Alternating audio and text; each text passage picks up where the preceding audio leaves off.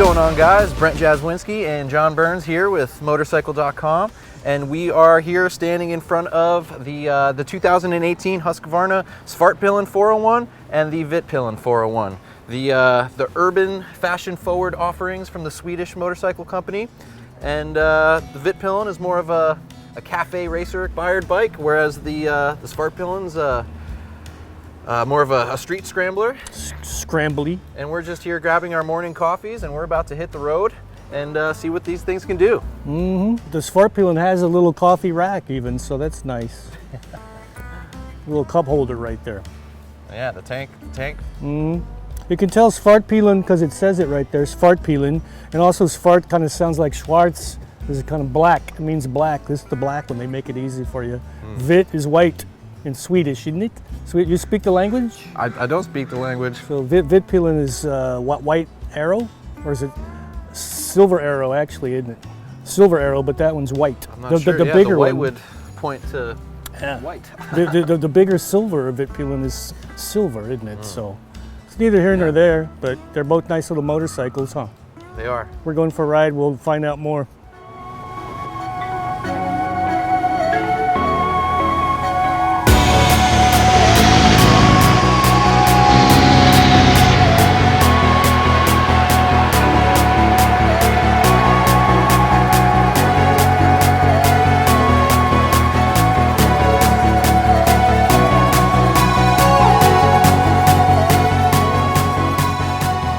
So we got to ride the new Husqvarna Svartpilen and Vitpilen around all day.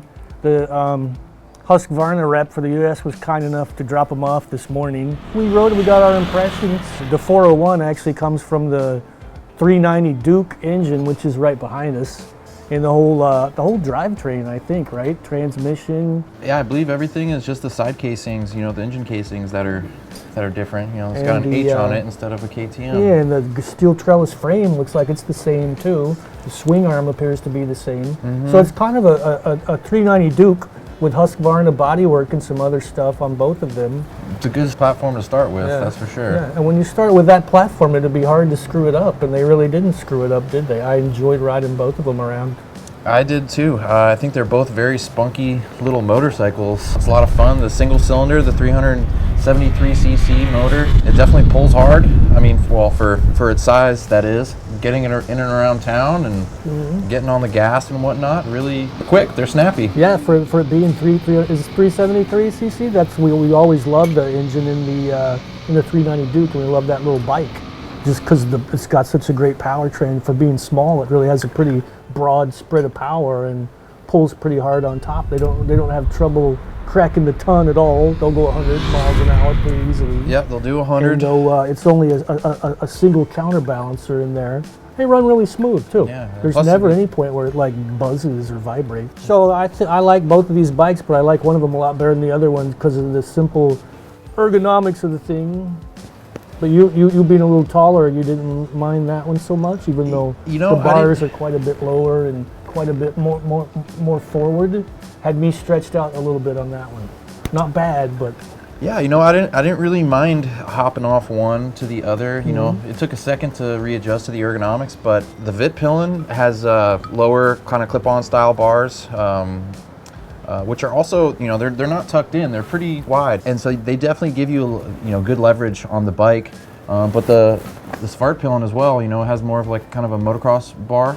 Also very straight, which is nice. But it does have risers, and it does have a bend to it that brings the bars up a little bit higher. It's got kind of that scrambler thing going on, a little crossbar on the handlebar. And this one's got those little bit more knobby tires on it to give it the rugged off-road look, whether it's maybe not supposed to go off-road, but you could go on a dirt road on it. Yeah, we took it off a couple little offshoots and whatnot. A little tiny offshoot, But I mean, just look at the styling too. I mean, the black and the yellow offset each other really nicely, and it's a sharp-looking bike, and the spoke wheels are pretty cool. Oh yeah, the 17-inch anodized wheels are awesome. It definitely gives it a more off-road look. A scrambler, almost dirt bike, super moto-y look.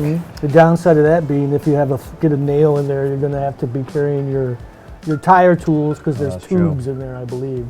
Yeah. So that's kind of inconvenient. That's what you give up for that kind of cool style. That's true. As on the braking front, we've got one 320 millimeter disc in the front and one 230 millimeter disc in the rear. They're both squeezed by Bieber? Justin Bieber brakes? Yeah, Justin Bieber brakes. It's BYBRE by Brembo. That are I made guess in it's just India, abbreviated. Right? But yeah, made in India, but they work fantastic. And both bikes also come with a Bosch 9M Plus 2-channel ABS module. Which is better than the 8MP. Oh, yeah. And the one Plus. more. It's one better. And ABS were fantastic, and the brakes did too. You know, like you grab a fistful of front brake and it really stopped.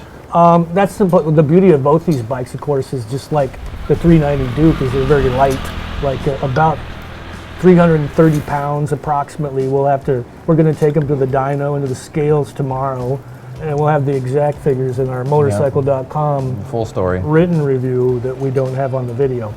But yeah, they're both very, very lightweight, and they're both really fun to ride around corners because of the lightweight, just like the small Duke is. Yeah. And they feel like the other beauty of bikes like this that are this light is their tires kind of last a long time. Like, you can go around corners and you don't really feel like you're really abusing your tires. Yeah, you know, you're not going to scorch your rear tires, which is great. And they're 150 millimeter rear tires, so you can really kind of, you know, they're like bicycle tires almost. You could really flop it into a turn and really lean it over nice. And speaking of the weight, you know, it's about 330 pounds dry, and they're very narrow in, you know, in between your legs. You know, you can really kind of dance around on it and, you know, squeeze it nice and tight and tuck in, you know, because... You know, yeah, but I kind of, for me, the bodywork on these isn't as comfortable. The Duke feels a little skinnier to me. But, you know, at the end of the day, being the cheapskate that I am, I think they're kind of a styling exercise. And I don't really know that either of them, for me, do anything better than the Duke 390 KTM that they came from. I don't know that they do anything better. And the Duke is a little bit cheaper. But if you like the way they look, and these are like, people like cool, expensive watches, maybe these are kind of like a cool, they don't do anything bad. I'm a big fan of the Svartpilen. Once you go Svart, you never go back, I think. This one fits me a lot better. It's got better ergonomics for me than the Vitpilen. Yeah, well, I mean, you're an old Svart. Yeah, I'm an old Svart. And the thing with the bodywork, I don't mind the bodywork, but it seems like it makes it a little wider between your legs than the Duke does. So my 30-inch legs, I'm on my toes on here. And if it's supposed to be an entry-level bike, they're kind of tall. Yeah, well, the seat height is 32.9 inches, so it's not the shortest seat height. But it's not really the best for a short person. Like, I'm 5'8", I'm okay, but if I was 5'6" and a beginner, like these are supposed to be beginners. But you can't really you can deny, of course, that they're really distinctive looking. And I know ever since they came out at EICMA like 2 or 3 years ago, people have been, oh, can't wait to get the Svartpilen and Vitpilen, and they're here. And if you want one, they're great. There's nothing, they have all the great attributes of the little 390 Duke. For what they are, I think they're really cool, you know, compared to the Duke. I personally like the ergonomics of both the Svartpilen and the Vitpilen a little bit better than the Duke. Duke, for me, just feels a little more cramped. Whereas with the clip-ons here on the Vitpilen, like you'll stretched out. Definitely get a little more stretched out, and same thing with the Svartpilen. You're not as stretched out, but you just don't feel as compact as you would on the Duke.